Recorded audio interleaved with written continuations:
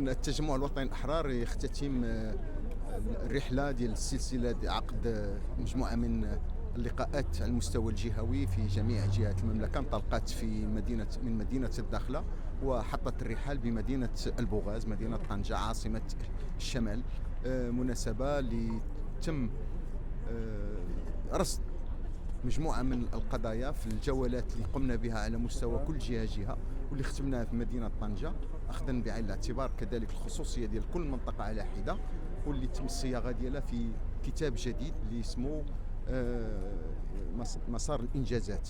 هناك محطات منذ 2016 تمت الصياغة مجموعة من الأدبيات الفكرية السياسية المرتبطة بالتنمية كشعار مرفوع لدى الجميع، لكن دون تحديد المعالم ديالو بشكل دقيق.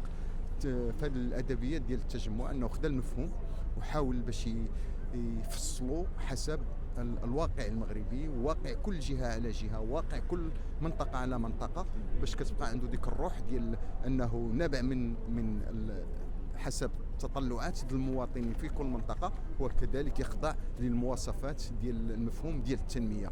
نحن فخورون بهذا الانجاز الجديد الذي ينضم الى العمل الحزبي لانه سابقه، واللي كذلك كيوضع واحد الخريطه الطريق بالنسبه لنا كحزب باش نشتغلوا في المستقبل ان شاء الله. شكرا. عمر مورو، عضو المكتب السياسي ورئيس مجلس جهه طنجة تطوان الحسيمه. سعداء باليوم في هذا اللقاء الاخير واللقاء يعني ديال مسار الانجازات. ف كما تابعتوا ما يقرب على 8 شهور ديال الاشتغال، 8 شهور ديال لقاءات جهويه. فاليوم ارتأينا باش تكون الاختتام في هذه المدينه عروسه الشمال 100 جهه طنجة تطوان الحسيمه. فكذلك لنا شرف باش ناخذ الكلمه يعني امام المناضلات والمناضلين لبسط اهم المشاريع اللي تم انجازها داخل هذه الجهات ديال طنجة تطوان الحسيمه، وكذلك لبسط رؤية ديال تنزيل رؤية صاحب الجلالة، وكذلك لبسط كذلك المشروع الحكومي.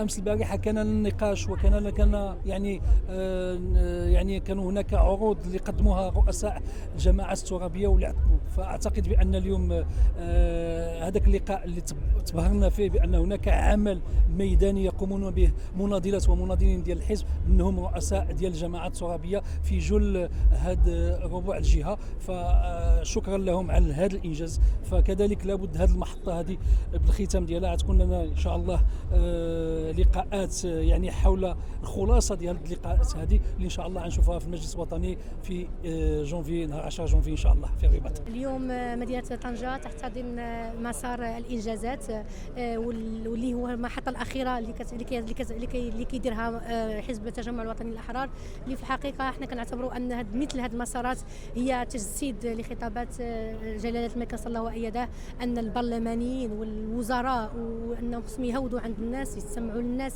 يشوفوا شنو هموم الناس، شنو هي الناس، شنو بغات اليوم، شنو خاصة حنا كحزب التجمع الوطني الأحرار، شنو منتظر منا حنا كحزب، شنو اللي حققنا، شنو اللي مازال محققنا، شنو اللي باغيين نحققوا في المستقبل. هذا هو الشعار ديال مسار الإنجازات ديال اليوم، وهذا المسار اللي ماشي وجديد علينا. قبل كان مسار الثقة اللي كان فيه أننا كنا هودنا عند الناس، سمعنا لهم، كنفتخروا بالإنجازات ديال الحكومة ديالنا، كنفتخروا بالشباب ديال حزب التجمع الوطني الاحرار، النساء ديال حزب التجمع الوطني الاحرار اللي في الحقيقه دائما كيعبروا وكيعطيونا انهم كيكونوا نموذج اللي حنا كنطمحوا ليه.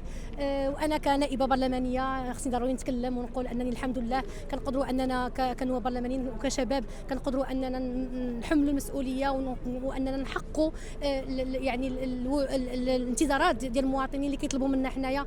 بالرغم من جميع الاكراهات كنواصلوا كنبقاو 12 ساعه في اللجان في الجلسه الاسبوعيه ديال نهار الاثنين دائما حاضرين باش نكونوا حنا هما النموذج اللي يقدروا اننا نعطيو المواطن ونقدروا نرجعوا الثقه ديال المواطن في العمل السياسي. وشكرا. هذه هي الطريقه ديال الاشتغال ديال التجمع الوطني للاحرار، هذا هو لاديان ديالنا، كنستمعوا لاشتغالات المواطنين